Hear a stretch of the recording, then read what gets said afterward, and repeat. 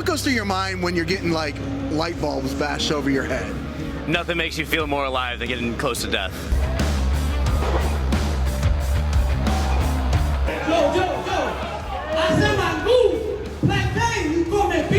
We got ChaCha time this time. Brand new beer we did here at Unbranded Brewing Company for the man himself, the franchise of CCW, ChaCha Charlie.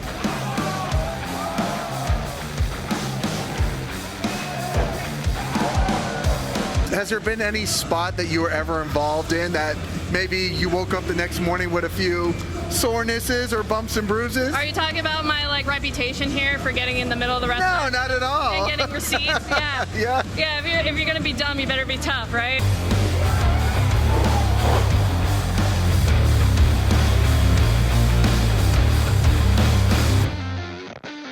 Hey guys, welcome back to another video here on Tone In Entertainment. Today we're at CCW Bash at the Brew in Hialeah, Florida, and I'm joined by referee Amy Veronica. It's long overdue.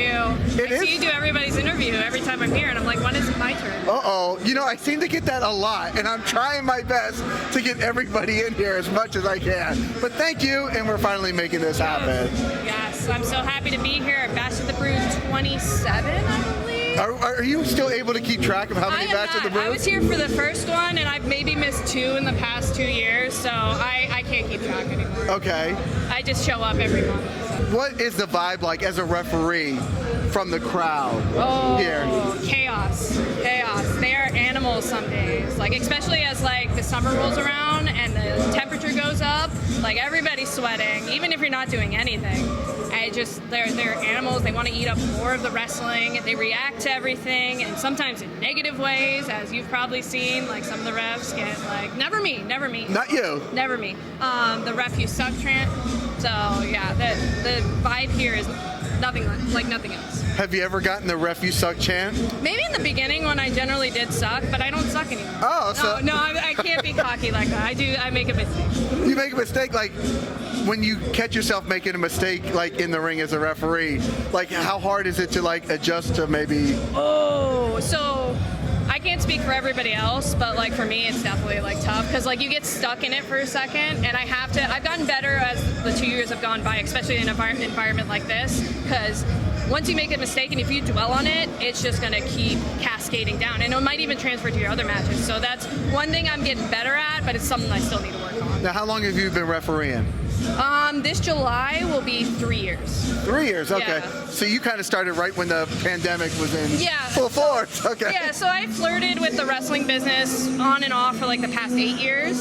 And then when the pandemic happened, I was like, you know what, we're all gonna die anyway. So I messaged CCW on Facebook, and Nelio answered right away. And so he was like, come in tonight, we have training, just check it out. And then I was just coming in to be part of the marketing, the social media. And Nelio, during practice, just says, how do you referee? And I was like, all right, I guess I can.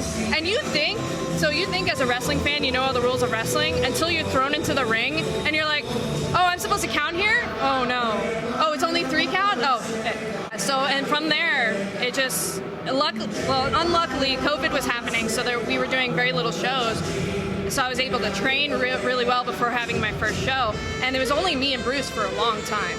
So, to be able to work with Bruce, such an early part of my career, has been a blessing.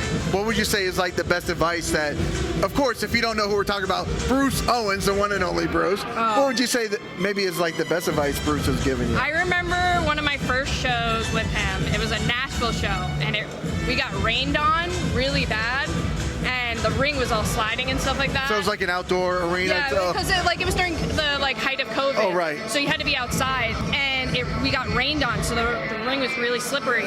And I remember I had to go out for my match. He's just like, you gotta learn to be adaptable. It's the business, and things are gonna happen in and out of the ring that you just gotta learn to adapt to. And when you first start out, you're not gonna be adapting to anything because you're gonna be going through the motions. But as time goes on, you're gonna get that almost muscle memory, and then be able to adapt really quickly. So it's like anything, riding a bike. Yeah, right. any profession that you learn, whether you're cooking, you're cooking in a restaurant or a bartender, you gotta learn to adapt to certain situations.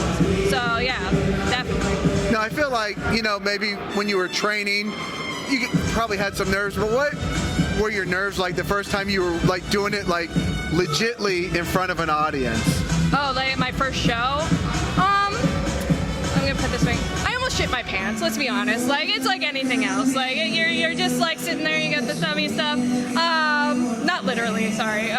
But no, you get all the butterflies.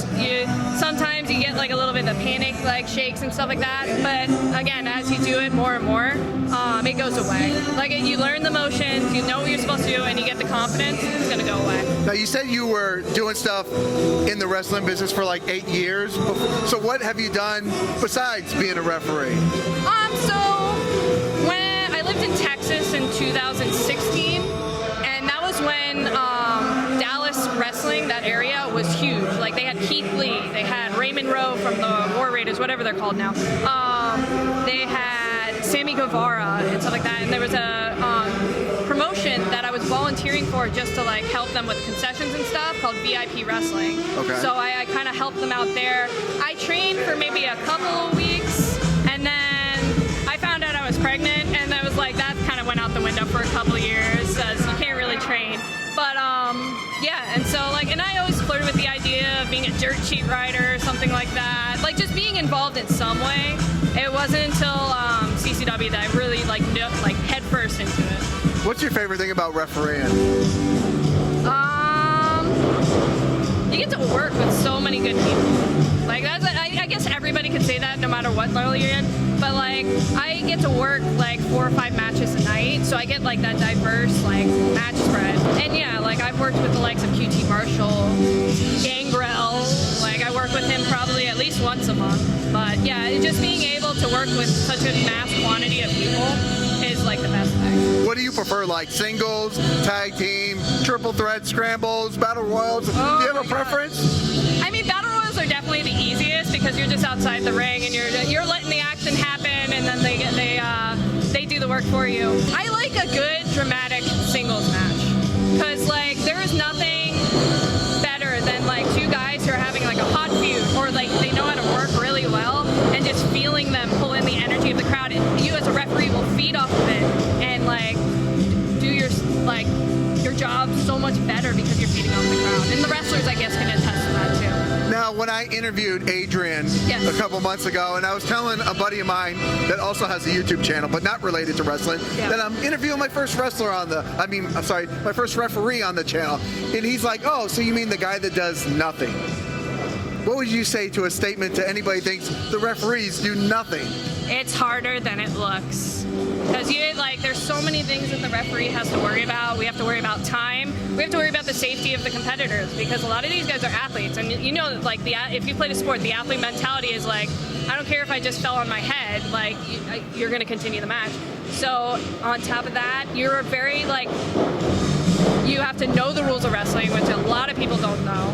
And then you also have to learn to work with certain people, because like certain wrestlers work in very different ways. So you have to know where to be at certain points. If you're needed for a spot, like you got to know that part. Like it's a lot more challenging than people think. It's nothing compared to what the guys do in the ring, or in girls, like when the people throwing the punches and stuff. But it's a lot harder than people look. Like that first time I was reffing during a practice, like I was like, oh no, did I choose wrong? Like to getting in the ring with this, but like I said, it's a learning experience, and it's been a lot of fun. Is there any match of yours that really stands out as like, you know, this was the best match I was ever involved with? Oh, the QT Marshall, Ariel Dominguez. Okay. That one is what I was talking about before, where you're just feeding off the crowd. QT is so great, and he and Ariel tore the house down that night, and I just fed off of that, and it made me work twice as hard in the ring for them, because obviously you want to be that integral part. So that one, Ariel and Gangrel here for the CCW World Heavyweight Championship. Oh my God, I'm blanking on so many. It's like when you hear at CCW, when you say good matches, I'm sure you can go on for a long time. Yeah, I know. Right? There's so many good ones, and like everybody that works at CCW is such a pro, and like the talent here is bar none. I mean, I'm sure there's going to be some top ones tonight. So, but yeah, as far as like the top 2, those are my top. Those two. are a good top two, right? Yeah. Has there been any spot that you were ever involved in that maybe you woke up the next morning with a few sorenesses or bumps and bruises? Are you talking about my like reputation here for getting in the middle of the No, wrestling? not at all. And getting receipts? Yeah. Yeah. Yeah, if you're gonna be dumb, you better be tough, right? Yeah, no. There have been a couple. I'm trying to think. Well, there have been times where I've gotten hurt, like when I've gotten hit off the apron and I like tweaked my knee, and thankfully it didn't get retore or anything like that. But yeah, I definitely felt that. I've taken a clothesline as a finishing clothesline, and that was on the back a little bit. But yeah, like you learn, like we're trained, so like, and I'm a tough cookie. I'm a mom, so like I get abused from my kids on the daily. So what's it from a couple of wrestlers? Yeah, when you're dealing with children, this is a child's play in here with the wrestlers. Exactly. Now, what's in the future for referee Amy Veronica? Where would you like to see this go? Well, I'm so excited because a lot of people like ask, do you want to go to WWE and AEW or Impact or any of the other promotions? And like, I'm never gonna leave like a chance on the table. Like, I will evaluate those situations if they come. But I'm super excited to see where CCW is going. Like you said, like CCW's upward trajectory started during the COVID, so I've been kind of part of that. Like since we started running show every weekend, and having Bash at the Brew, which is like our biggest show every month. I'm excited to see where this goes, and I'm so motivated to be the best CCW referee there is. Like there's like I've been watching a lot of Tommy Young lately, and there's like the famous quotes that Ric Flair always wanted Tommy Young for his matches because he knew he could depend on him. He knew that he was going to be where he needs to be at the right time. And I want to be the Tommy Young of CCW. So that is my goals for right now, and that's what I see in the future. Well, Adrian said the exact same thing about Tommy Young, so I don't know. Either Tommy Young is a great influence or you guys are really competing. He's the best referee of all time. Right. So, yeah. Not Adrian, Tommy Young. Yeah. No, we love you, Adrian. No.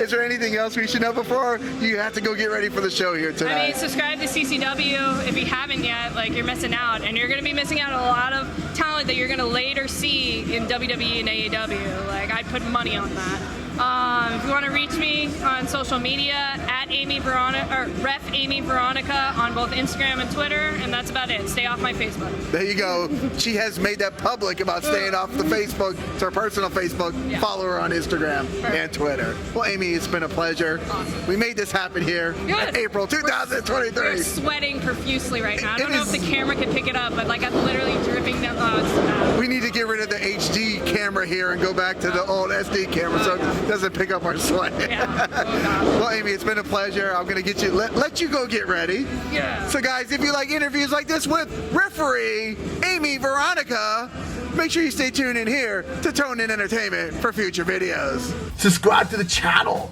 Do it. Go now. Do it now.